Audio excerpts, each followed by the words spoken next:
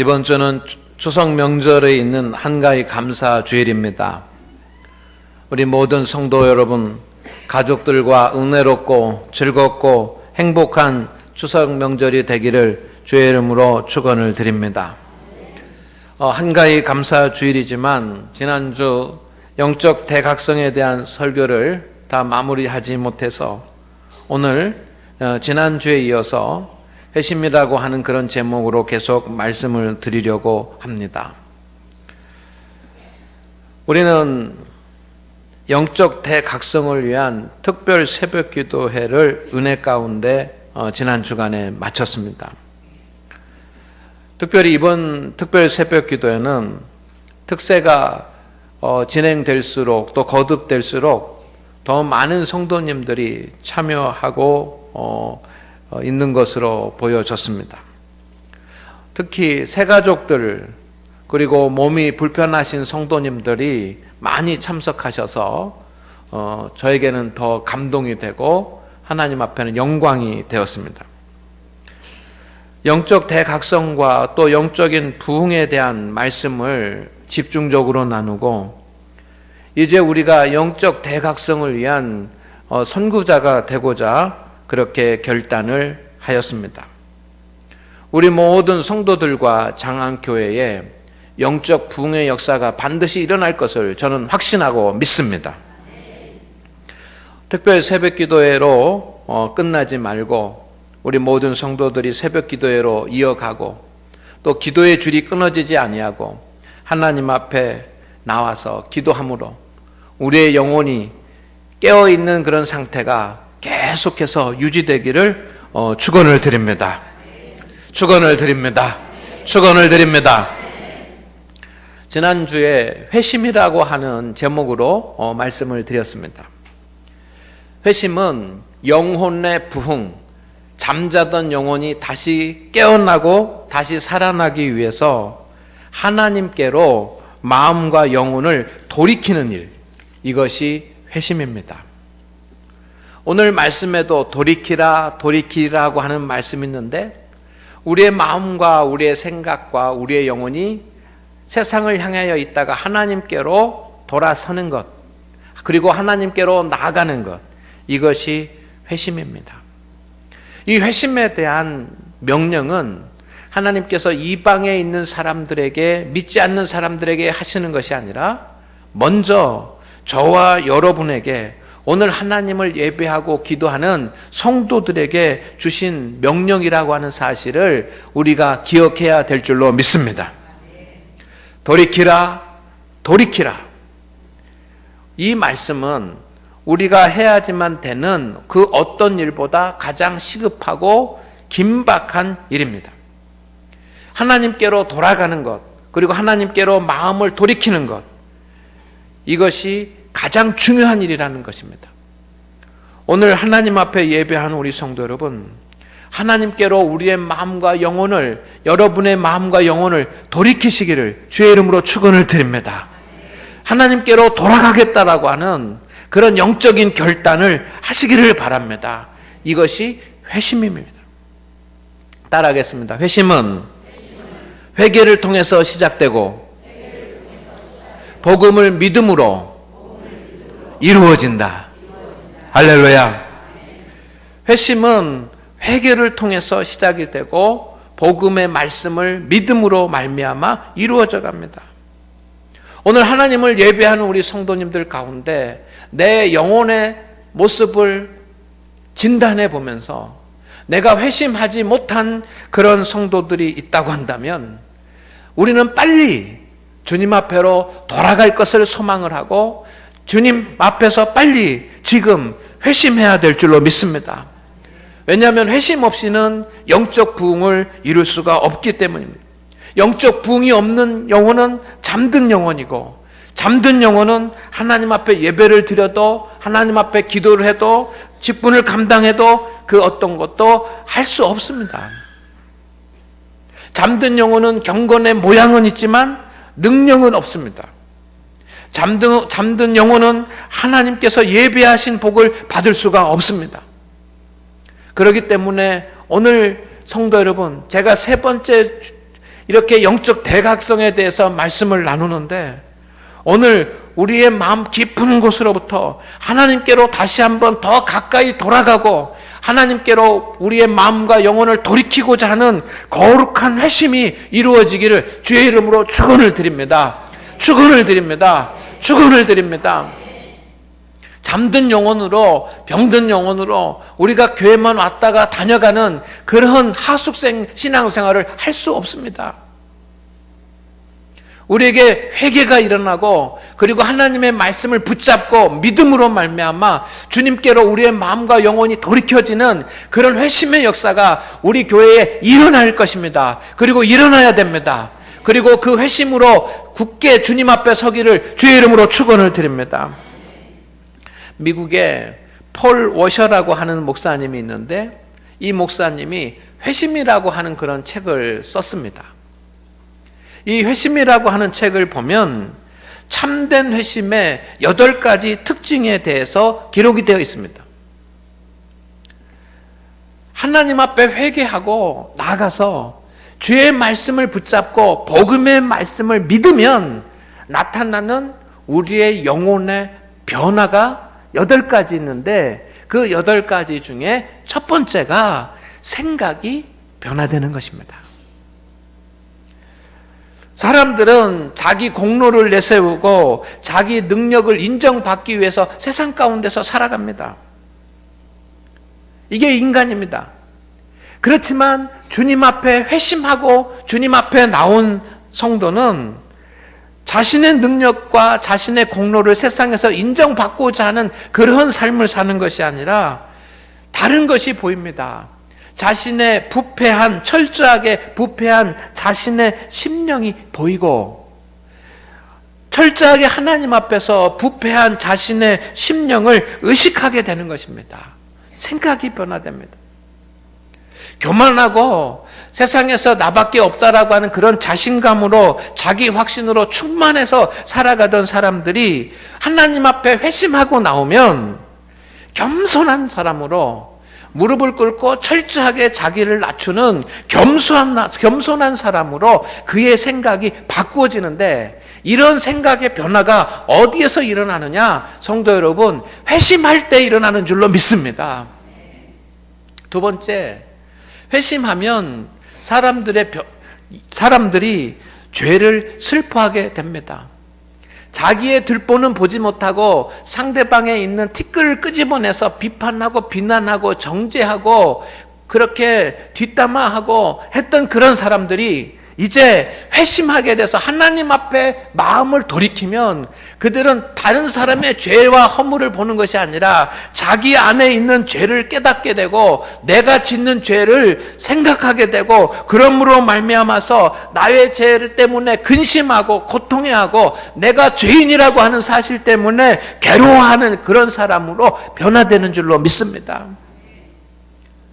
여러분, 진정한 그리스도인은 자기의 허물과 자기 죄 때문에 괴로워할 수 있고 슬퍼할 수 있어야 됩니다. 그런데 우리가 솔직히 내 자신을 보면서, 여러분, 내 죄 때문에 슬퍼하고 괴로워한 적이 얼마나 있습니까? 그러나 주님 앞에 나와서 회개하고 주의 말씀을 믿으면 죄를 슬퍼할 수 있는 그런 사람으로 변화됩니다. 믿습니까? 그리고 세 번째는 죄를 인정하고 자기의 죄를 고백하는 사람으로 변화되는 겁니다. 자기의 죄를 깨닫게 되면 하나님 앞에 엎드리지 않을 수가 없습니다. 자신의 죄가 너무 부끄럽고 하나님 앞에 죄송스러워서 괴로워서 하나님 앞에 엎드려서 고백할 수밖에 없습니다. 하나님 앞에 나와서 고백하고자 하는 그런 마음이 강하게 일어나가지고 하나님 앞에 엎드려서 눈물을 흘리면서 간절히 용서를 빕니다. 우리 교회도 기도 시간에 보면 회개하면서 눈물을 흘리면서 하나님 잘못했습니다, 용서하옵소서 하면서 눈물을 흘리면서 기도하는 그런 성도들이 있습니다. 뭐 잘못한 게 많아서 그렇게 잘못했다고 회개할까? 여러분, 그것이 아니라 그가 하나님 앞에 마음을 돌이키기 때문에 그런 회개와 자기의 죄를 인정하는 고백이 주님 앞에 드려지는 줄로 믿습니다. 오늘도 주님 앞에 예배 드리는 우리 성도 여러분, 우리가 의인처럼 앉아 있는 것이 아니라 하나님 앞에 죄를 고백하는 고백자가 돼야 되는데, 그것은 내 힘으로 되는 것이 아니라 회개하고 주의 말씀을 붙잡고 주의 말씀을 믿을 때, 회심할 때 일어나는 성령의 역사이고 영적인 역사인 것을 믿으시기를 주의 이름으로 축원을 드립니다. 네 번째는 죄에서 돌이킵니다. 내가 잘못된 것을 깨달았다고 한다면 그 죄에서 떠나가지고 다시는 그 죄를 범하지 않습니다.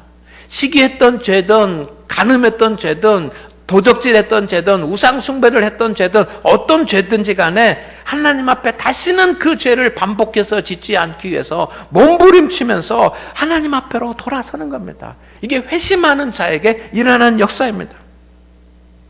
그리고 회심을 하면 자기를 부인하게 됩니다. 주님께서 말씀하시기를 자기를 부인하고 자기 십자가를 지고 나를 따르라고 말씀하셨는데 어떻게 자기를 부인할 수 있습니까? 성도 여러분, 자기를 부인한다라고 하는 말은 겸손해진다라고 하는 말인데 어떻게 겸손해지고 자기를 부인하고 자기를 낮출 수 있습니까? 그것은 오직 회심한 사람, 주님 앞으로 돌아가기로 마음을 작정한 사람만 그렇게 되는 줄로 믿습니다. 그리고 여섯 번째, 회심하면 하나님께로 돌아섭니다.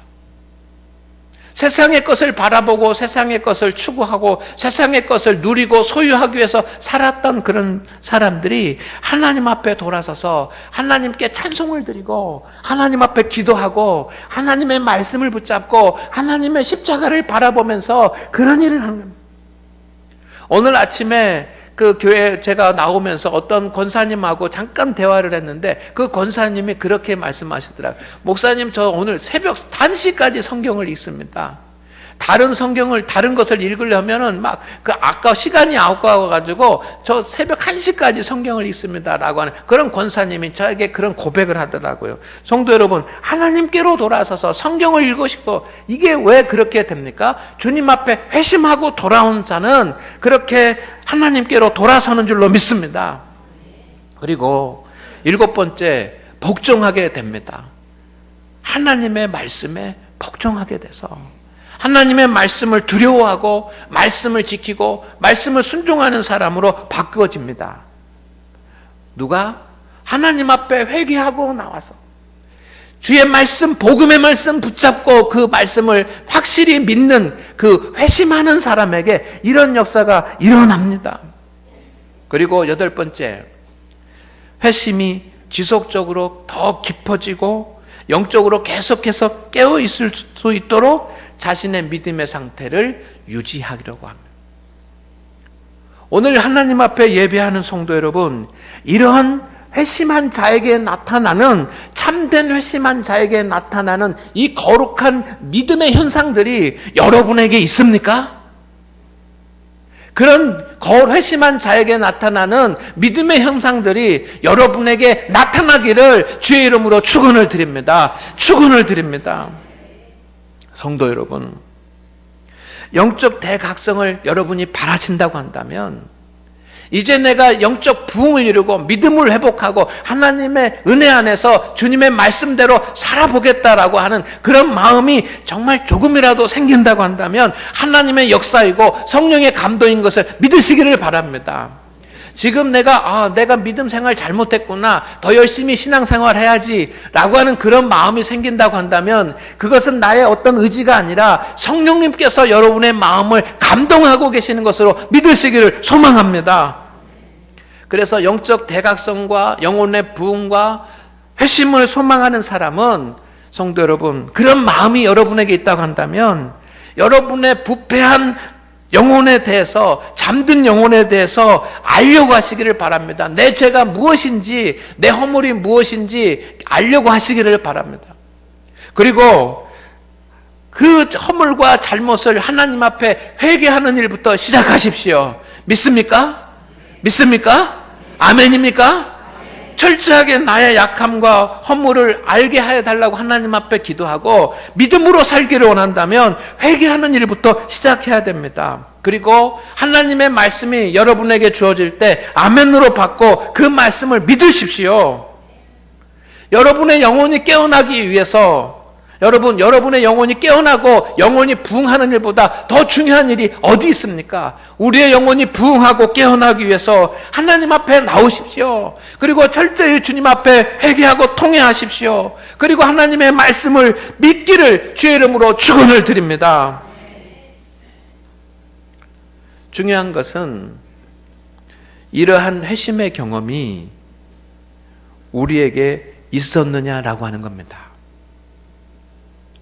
제가 말씀드린 이러한 믿음의 현상들, 회심할 때 나타나는 그런 현상들이 여러분에게 있었느냐라고 하는 겁니다. 어거스틴도 바울도 이 회심을 경험을 합니다. 여러분, 이런 회심의 자리에 섰던 것이 언제입니까? 성도 여러분 중에는 철저한 회개와 하나님의 말씀인 복음을 믿는 믿음 없이, 회심 없이 하나님의 자녀가 될 수 있는 사람은 아무도 없습니다. 우리의 영혼이 살아나지 못하는 이유는 하나님의 말씀을 많이 알지 못해서가 아니고, 교회에 오래 다니지 않아서가 아니고, 우리의 영혼이 살아나지 못하는 이유는 철저한 회개와 복음을 온전히 믿지 못하기 때문입니다. 따라하겠습니다. 철저한 회개와 복음을 온전히 믿지 않기 때문이다.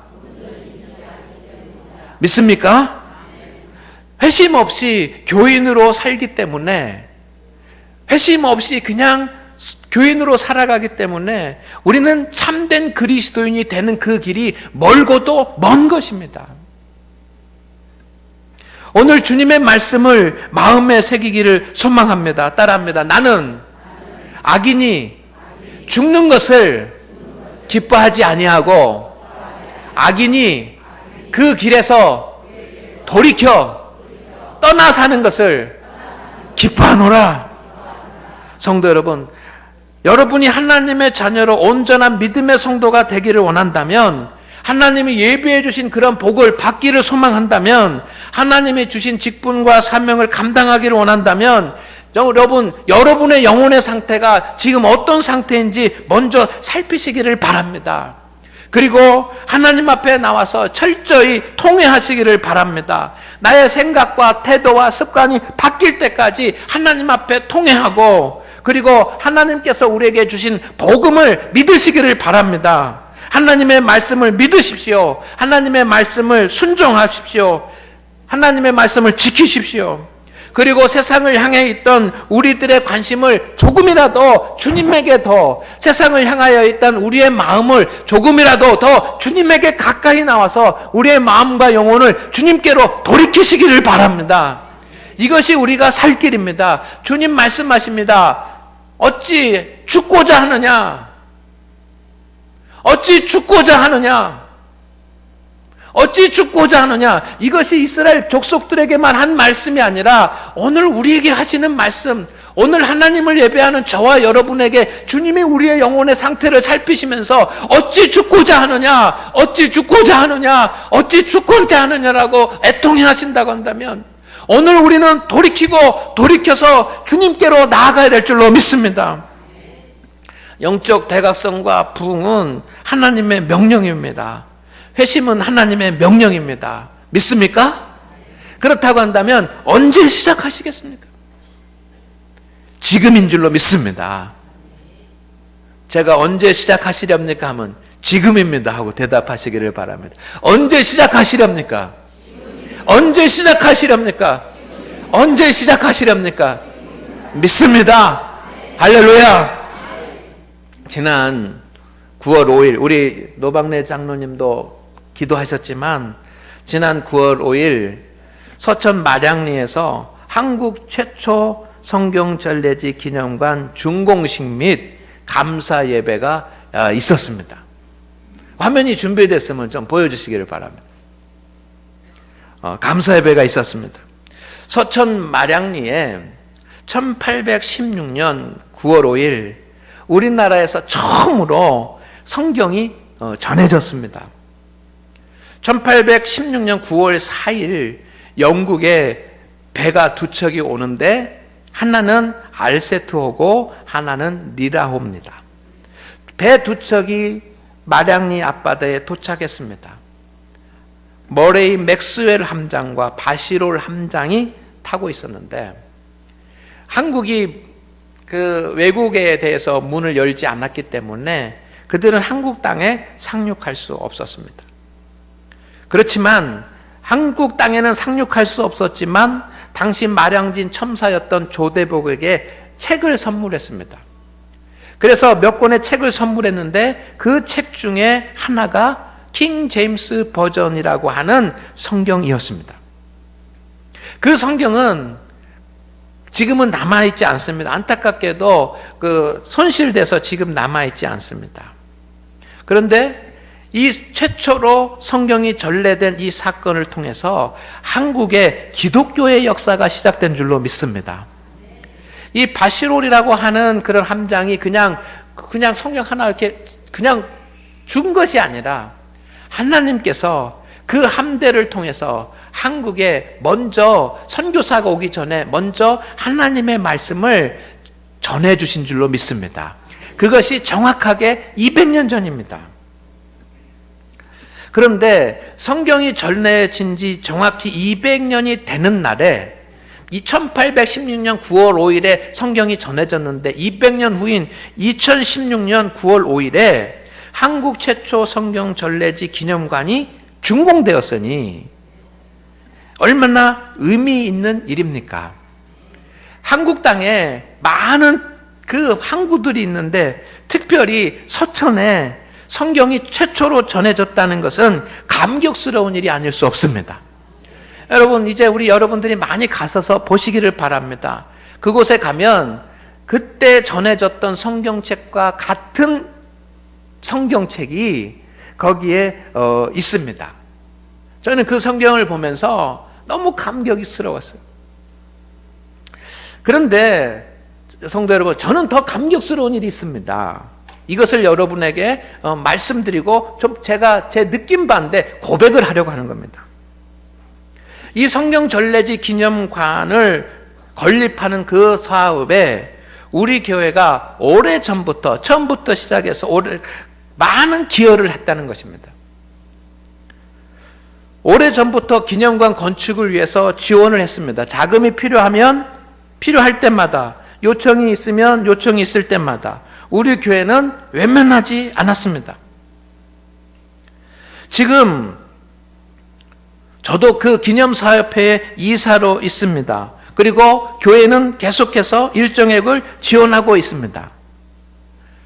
지난번에 여러분도 헌금을 해주셔서 그 헌금을 전달을 했고 그것으로 인해서 진입로가 확장이 되었습니다.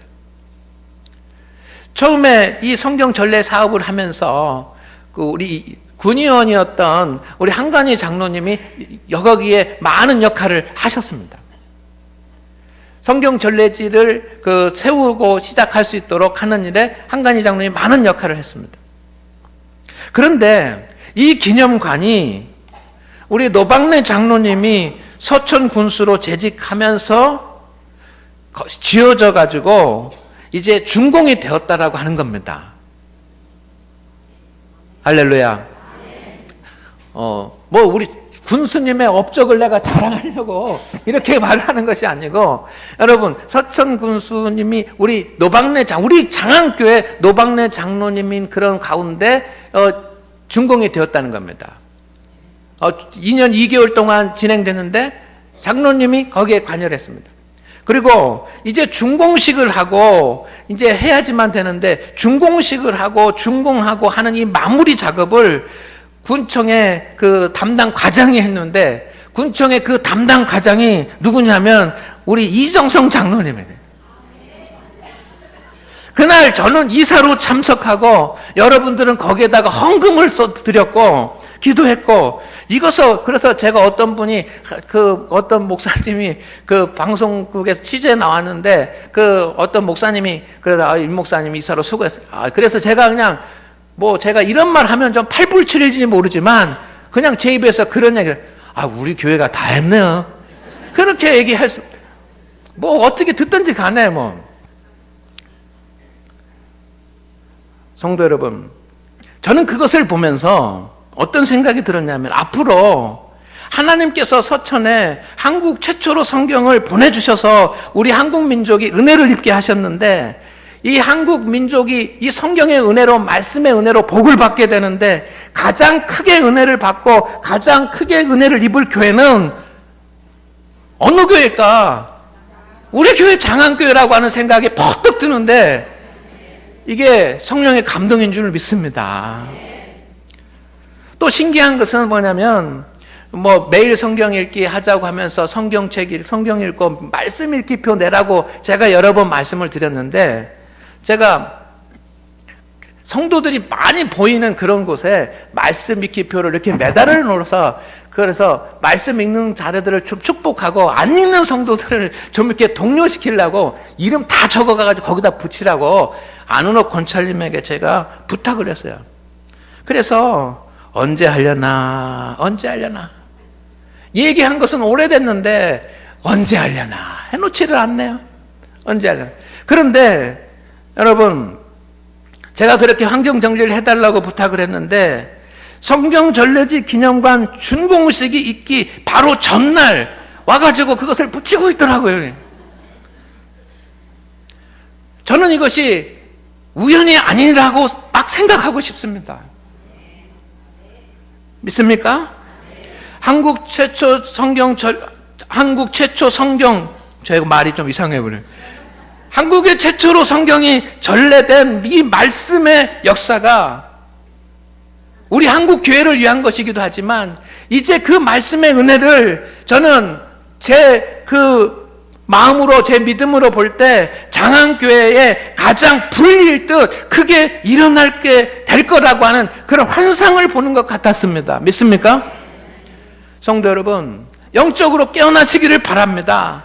철저히 회개합시다. 그리고 하나님의 말씀 붙잡으시기를 바랍니다. 그리고 영적인 부흥을 이루어서, 왜 하나님이 이 장안 지역에 장안교회를 먼저 세워주셨는지 분명히 하나님의 뜻이 있을 것입니다. 저렇게 써붙였는데, 여러분, 매일 성경 읽기, 매일 기도하기, 매일 전도하기, 이 정도 되면 같이, 센스 있는 사람은 같이 따라를 하는데, 말은, 행동은 겸손하게 하면서 우리 교회 신앙의 지침대로, 하나님이 원하시는 대로, 하나님 중심, 교회 중심, 목회자 중심, 정말 믿음 중심으로 우리가 이 위대한 믿음의 길을 가기를 주의 이름으로 축원을 드립니다. 그럴 때 이제 하나님께서 장안교회를 통해서 여러분에게 은혜와 하나님의 복을 주실 줄로 믿습니다. 기도합니다. 하나님, 주님께서 함께하여 주시고 은총을 베풀어 주시기를 원합니다. 선한 일들을 이루어 가시는 하나님, 우리 장안교회에, 그리고 장안교회 성도들에게 영적 부흥을 허락하여 주옵소서. 그래서 잠든 영혼으로, 병든 영혼으로, 죽은 영혼으로 살아가는 성도 한 사람도 없게 하시고, 회개하고 복음의 말씀을 믿음으로 말미암아 우리의 영이 살아나서 하나님이 주시는 은혜와 복을 누리며 살게 하옵소서. 예수님의 이름으로 기도드리옵나이다. 아멘.